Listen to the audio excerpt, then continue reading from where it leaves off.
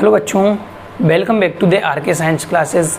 मैं हूं रोहित मेहता और आप देख रहे हैं प्यारे बच्चों आरके साइंस क्लासेस का यूट्यूब चैनल।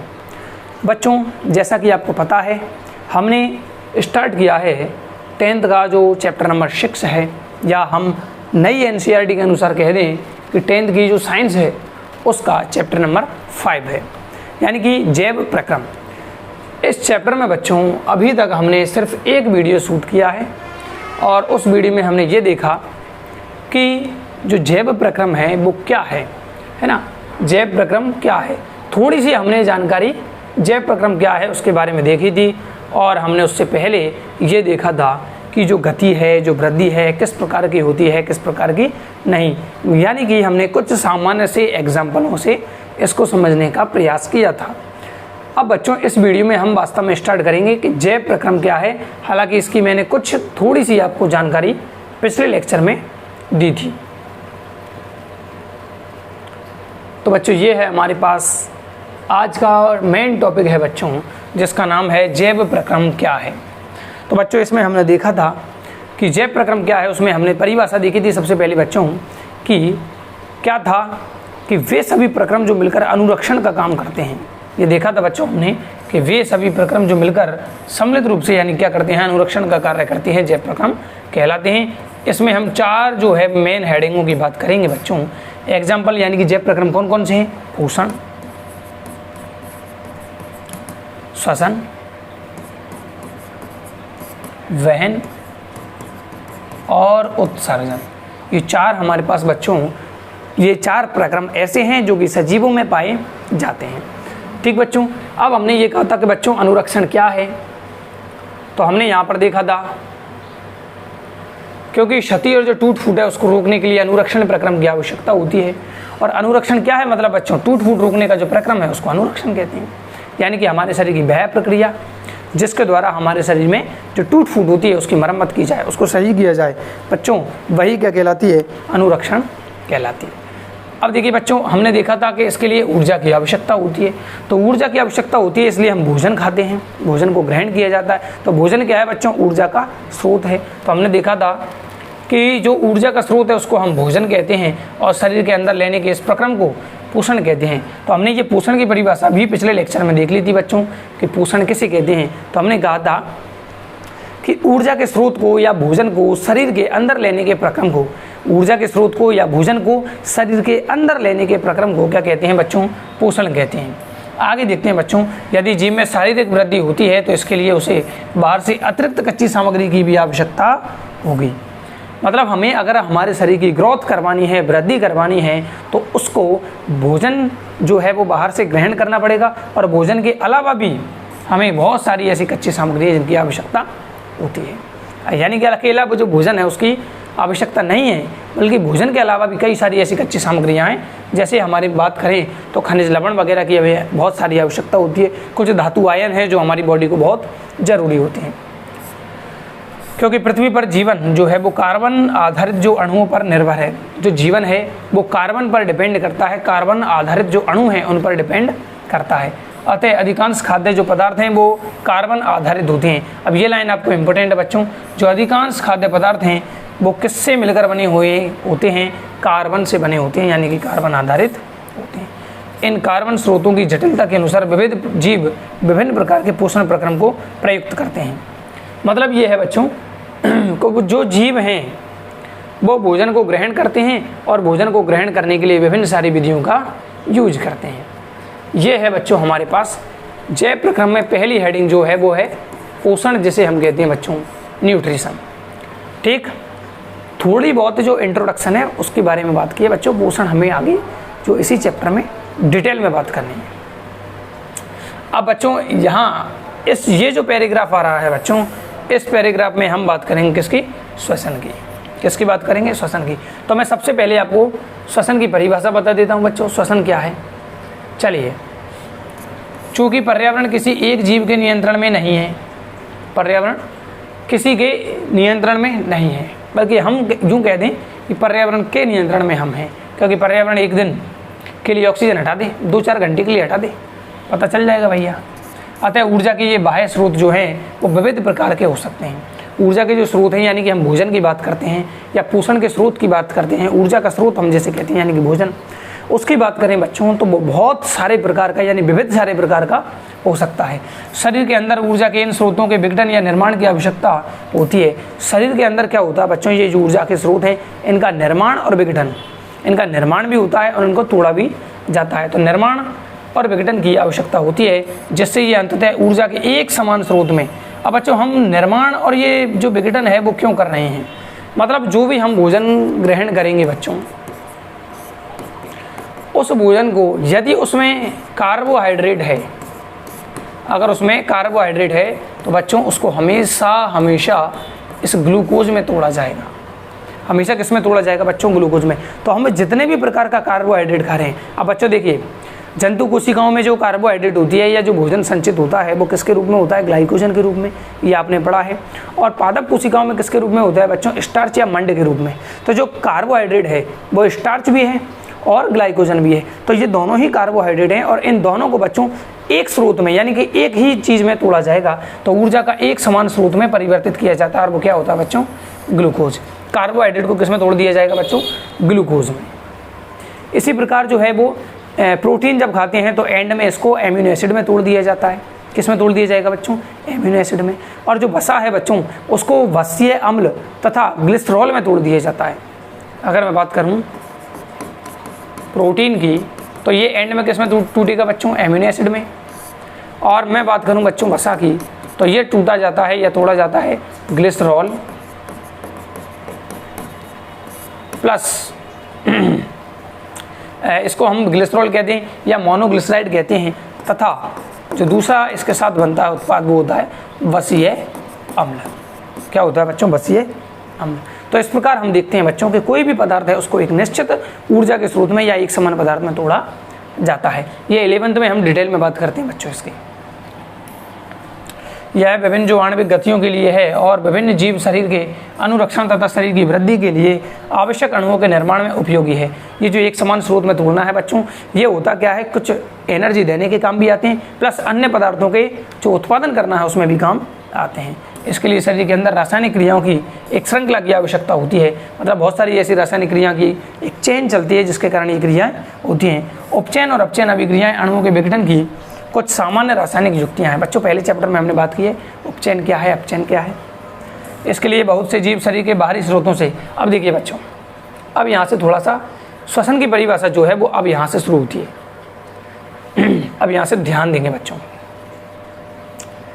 कि बहुत से जीव शरीर के बाहरी स्रोत से ऑक्सीजन प्रयुक्त करते हैं, यानी कि जो जीव हैं, जो सजीव हैं, वो हमारे शरीर के बाहर से, अपने शरीर के बाहर से ऑक्सीजन को लेते हैं।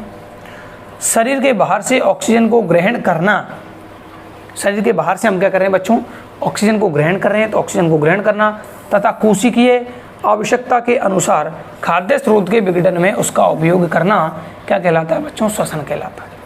मान लीजिए ये मेरे पास कोई कोशिका है और इस कोशिका के अंदर बच्चों ये पड़ा है भोजन, और भोजन को मैं एक और नाम क्या दूंगा बच्चों, मैं इसको कहूँगा ऊर्जा का स्रोत, क्योंकि भोजन से हमें क्या मिलती है बच्चों, ऊर्जा मिलती है, इसलिए हम भोजन ग्रहण करते हैं।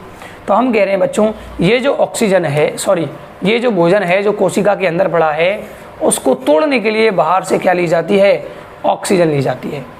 तो भोजन जो पड़ा है या ऊर्जा का स्रोत जो कोशिका के अंदर है या जीव के अंदर है, उसको तोड़ने के लिए हम क्या किसका यूज करते हैं बच्चों, ऑक्सीजन का यूज करते हैं।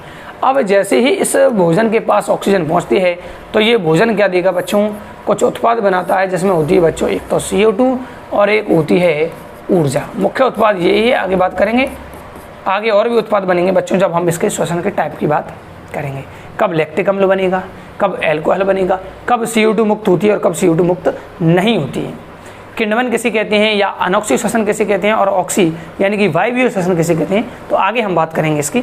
फिलहाल मैं ये कह रहा हूँ बच्चों कि श्वसन की परिभाषा क्या है, तो क्या है बच्चों, तो शरीर से बाहर से ऑक्सीजन को ग्रहण करना, शरीर के बाहर से बच्चों इस ऑक्सीजन को ग्रहण किया जाएगा और कोशिका की आवश्यकता के अनुसार जितनी एनर्जी उस कोशिका को चाहिए उसके अनुसार उस खाद्य स्रोत के विघटन का उसका जो ऑक्सीजन ली है उसका यूज किया जाता है उस खाद्य पदार्थ को तोड़ने के लिए। तो क्या बनेगी बच्चों, CO2 और ऊर्जा। बस इसी क्रिया को हम कहते हैं श्वसन। क्या नाम देते हैं बच्चों, श्वसन। क्लियर बच्चों। चलिए अब हम चलते हैं थोड़ा सा आगे की तरफ। अगला पैराग्राफ लेते हैं बच्चों हम, यहाँ से यहाँ तक है जो अगला पैराग्राफ क्या कहता है कि एक कोशिकीय जीव की पूरी सतह पर्यावरण के संपर्क में रहती है। सही बात है बच्चों। ये मान लीजिए कोई एक कोशिकीय जीव है, जैसे कि हमारे पास होता है बच्चों अमीबा। अमीबा कैसा है बच्चों, एक कोशिकीय, यानी कि जिसे हम कहते हैं यूनिसेल्यूलर प्राणी ऑर्गेनिज्म। तो ये जो एक कोशिकीय जीव है बच्चों, इसकी संपूर्ण सतह कहाँ है बच्चों, बाह्य वातावरण से संपर्क में है। तो इसको अगर ऑक्सीजन लेनी है या कोई उत्सर्जी पदार्थ छोड़ना है तो ये सीधी अपने शरीर की सतह से छोड़ सकता है। तो एक कोशिकीय जो जीव है उसकी पूरी सतह पर्यावरण के या बाहरी वातावरण के संपर्क में होती है।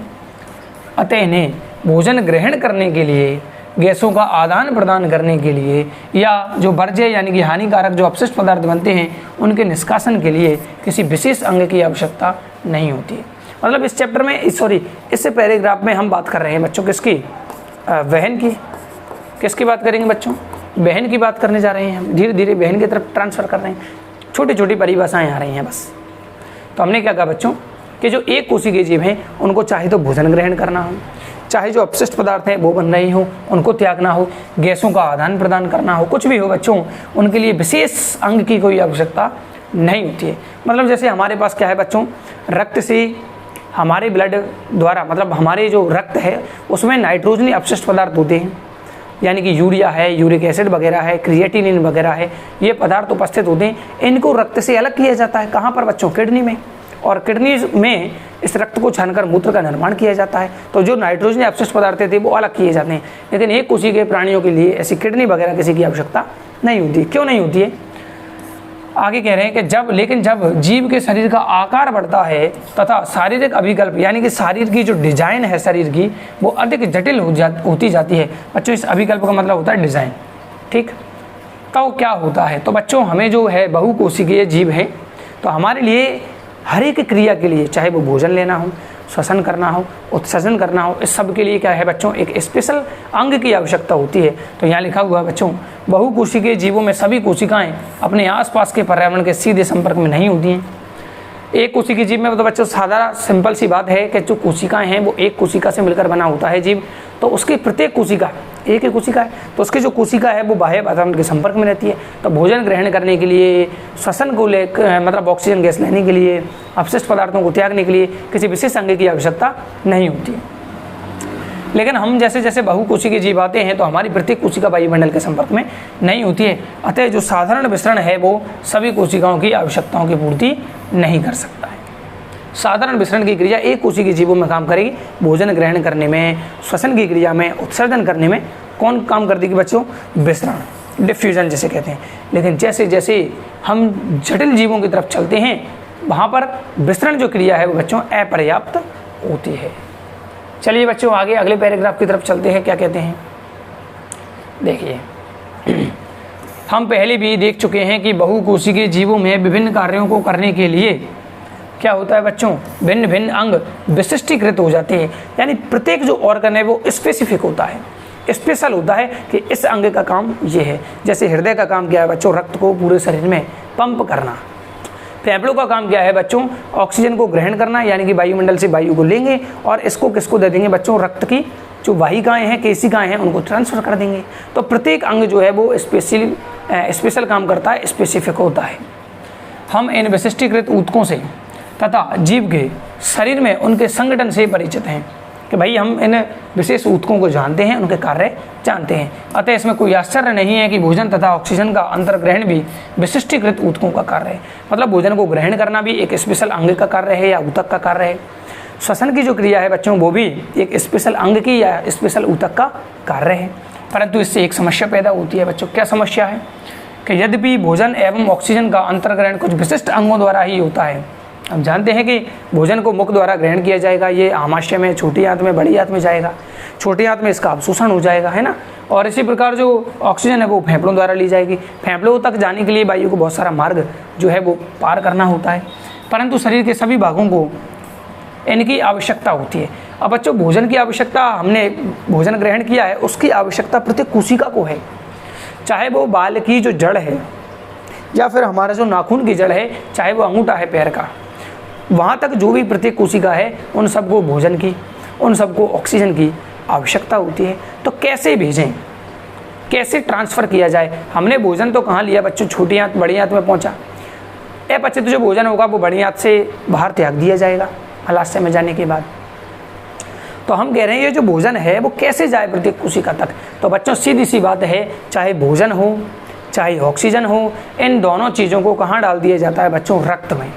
और रक्त पूरे शरीर में अपनी विशेष वाहिकाओं में बहता है और प्रत्येक कोशिका तक, चाहे वो भोजन हो चाहे वो ऑक्सीजन हो, ट्रांसफ़र करता है, स्थानांतरित करता है।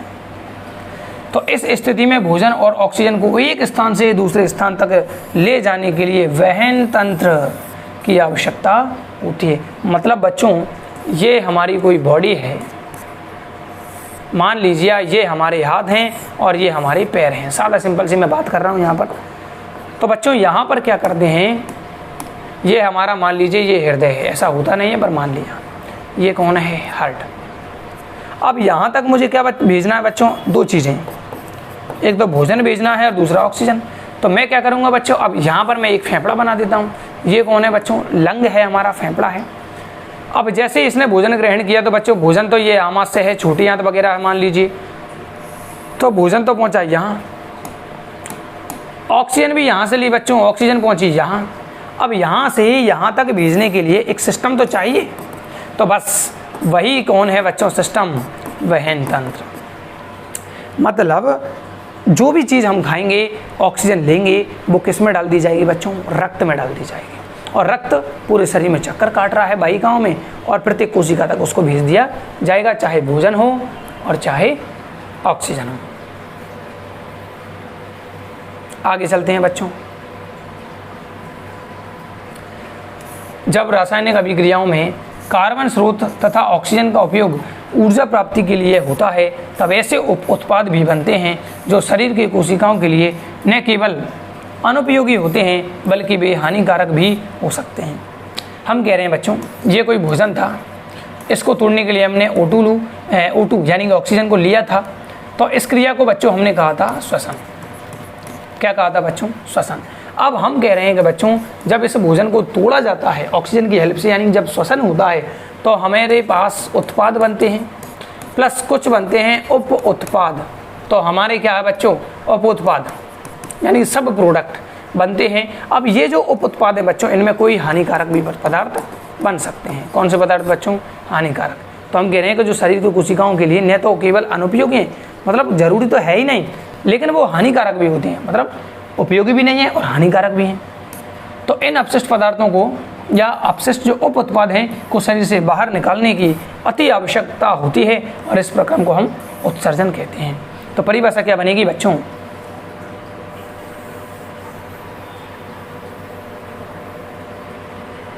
इसकी परिभाषा बन जाएगी बच्चों उत्सर्जन की, कि शरीर में कह दो, या जो कोशिकाएं हैं शरीर की उनमें कह दो, शरीर में बनने वाले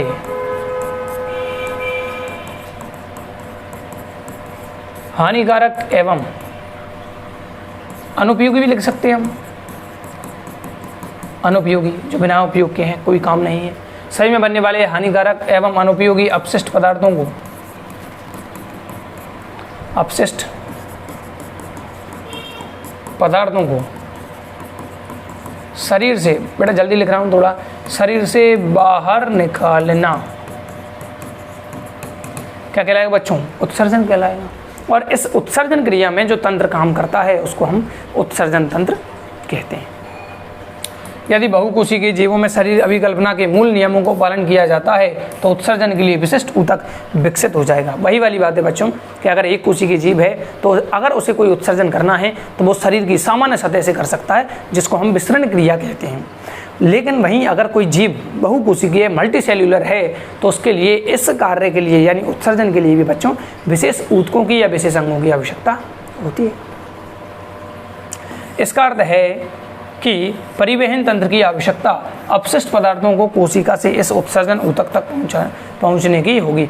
मतलब ये कह रहे हैं बच्चों कि जो परिवहन तंत्र है वो कहाँ तक पहुंचना चाहिए, इन अपशिष्ट पदार्थों तक भी पहुंचना चाहिए। अब मैं आपको सीधी सी बात भाषा में समझाऊंगा बच्चों, उससे पहले मैं इस लाइन को और पढ़ देता हूँ। आइए हम जीवन का अनुरक्षण करने वाले आवश्यक प्रक्रमों के बारे में एक एक करके विचार करते हैं। तो इस लाइन में तो कुछ नहीं है, और ये बच्चों अब यहाँ पर कुछ प्रश्न आएंगे, ठीक है, और उसके बाद हमारी जो हेडिंग है मेन अगली वो आ जाएगी पोषण। क्या आ जाएगी बच्चों? पोषण। अब मैं आपको एक बार समझा देता हूँ बच्चों, क्या कहा है हमने अब तक हमने कहा है बच्चों जैव प्रक्रम क्या है, जैव प्रक्रम क्या है, लाइफ प्रोसेस क्या है। तो बच्चों हमने कहा कि शरीर में होने वाले वे सभी प्रक्रम जो अनुरक्षण का कार्य करते हैं, यानी कि बॉडी को मेंटेन कर रहे रखते हैं, बस वही क्या है बच्चों? जैव प्रक्रम कहलाते हैं। फिर इस जैव प्रक्रम में बच्चों ये 4 मेन प्रक्रिया हैं। पहली है बच्चों पोषण, दूसरा है हमारे पास श्वसन, तीसरा है हमारे पास उत्सर्जन या वहन, कोई सा भी ले सकते हैं, और तीसरा है बच्चों चौथा है हमारे पास वहन, या इसको हम देते हैं नाम परिसंचरण। अच्छा, इसमें कौन आता है बच्चों? हमारा रक्त। अब देखिए बच्चों, मैं आपको इसको एक सिंपल सा डायग्राम के जरिए आपको समझाता हूँ। ये बच्चों हमारे पास रक्त की वाहिका है, रक्त वाहिका। ये सिरा हो सकती है, ये धमनी हो सकती है, या फिर ये केशिका हो सकती है। मैं अभी बात नहीं करूँगा कि ये क्या है, ठीक है, 3 हो सकती हैं। तीनों में से मेनली धमनी और सिरा होती है। अब मैं ये कह रहा हूँ बच्चों कि जो भी हमने भोजन किया, भोजन का पाचन किया, भोजन को पचाने के बाद, यानी कि मैं लिख सकता हूँ पचित भोजन जो है वो कहाँ डाल दिया जाएगा? रक्त में। इसमें क्या बह रहा है बच्चों? रक्त वाहिका है, जिसमें ये रक्त बह रहा है। तो ये मैंने क्या डाल दिया बच्चों? भोजन डाल दिया। मैंने कहा कि मैंने श्वसन की क्रिया की है बच्चों, श्वसन की क्रिया की है, मतलब मैंने क्या लिया? ऑक्सीजन। तो मैं इसको कहाँ डाल दूंगा बच्चों? रक्त में। तो ये ऑक्सीजन भी बह रही है, भोजन भी बह रहा है बच्चों रक्त में। आगे चलिए बच्चों, आगे हम कह रहे हैं बच्चों कि हम श्वसन की क्रिया करते हैं तो उसमें कोशिकाओं में कुछ हानिकारक पदार्थ बनते हैं। हानिकारक पदार्थ, ये कलर बच्चों आपको नहीं दिख रहा है, दूसरा कलर ले लेते हैं बच्चों। तो मैं कह देता हूँ बच्चों अपशिष्ट पदार्थ। कौन से पदार्थ बच्चों? अपशिष्ट पदार्थ। उन अपशिष्ट पदार्थों को भी कहाँ डाल दो? रक्त में। तो ये अपने पास अपशिष्ट पदार्थ भी बह रहे हैं बच्चों। तो ये 3 चीजें बच्चों, इसको तो कहते हैं हम पोषण वाला प्रक्रम, इसको हम कह ही रहे हैं श्वसन, और इसको कहते हैं बच्चों उत्सर्जन। और ये क्या है बच्चों? यही है हमारा वहन तंत्र। तो हम कह रहे हैं बच्चों जो रक्त है वो हमारी बॉडी का सबसे इम्पोर्टेंट जो रोल है वो अदा कर रहा है। सबसे बड़ा जो रोल है बॉडी में वो रक्त वाहिकाएं, हृदय, ये सब मिलकर कर रहे हैं। क्योंकि अगर कोई भी चीज़ खानी है, पोषण पदार्थ लेना है तो वो रक्त में जाएगा। श्वसन की क्रिया लेनी है, ऑक्सीजन गैस ली है, वो रक्त में डाल दी जाएगी। कोई उत्सर्ज्य पदार्थ है उसको भी रक्त में डाल दी जाए। रक्त कुछ नहीं है बच्चों, एक नाला है, नाला। कचरा बह रहा है बच्चों इसमें। रक्त वाहिका को हम एक नाला या नाली कह सकते हैं, और जिसमें जो रक्त बह रहा है बच्चों वो गंदा पानी है। जो रक्त है उसमें अच्छे पदार्थ भी डले हैं, उसमें हानिकारक पदार्थ भी चले हैं, ठीक है, सब कुछ डला है, गंदी नाली है हमारा रक्त। अब जो आइटम जहाँ पर पहुँचाना होता है वहाँ रक्त द्वारा पहुँचा दिया जाएगा। मान लीजिए यहाँ पर मुझे चोट लगी या यहाँ की जो कोशिका है उनको पोषण चाहिए, तो रक्त द्वारा ये जो मैंने भोजन खाया बच्चों, ये रक्त में बहता हुआ पचने के बाद ये कहाँ आ जाएगा?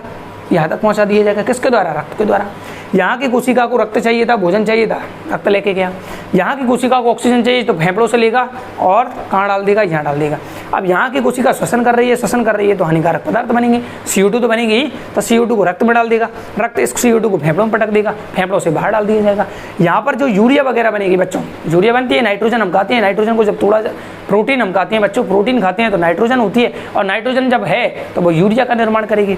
तो यूरिया भी हमारी बॉडी में प्रत्येक कोशिका में लगभग निर्मित हो रहा है, तो उस यूरिया को भी कर डाल दिया बच्चों, यूरिया को ब्लड में डाल दिया, ब्लड जाएगा और उस किडनी के पास पहुंचेगा। किडनी पर जाने के बाद वहां पर उस यूरिया को अलग कर दिया जाएगा। तो कहने का मतलब ये है बच्चों कि हमारे शरीर में चाहे पोषण हो, चाहे श्वसन हो, चाहे उत्सर्जन हो, इन तीनों क्रियाओं को एक साथ लेके चलता है कौन? वो है हमारा वहन तंत्र, यानी कि रक्त और रक्त वाहिकाएं। ठीक बच्चों, आई होप, मुझे उम्मीद है यहाँ तक की बात आपको समझ में आई होगी। आगे जो है बच्चों हमारा जो टॉपिक होगा वो होगा हमारा पोषण। क्या होगा बच्चों? पोषण। ठीक है बच्चों, अगर आपको वीडियो पसंद आ रहा है तो लाइक करें, अपने दोस्तों के साथ ज़रूर शेयर करें। अब मिलते हैं बच्चों अगली वीडियो में, तब तक के लिए जय हिंद, जय भारत, जय श्री राम।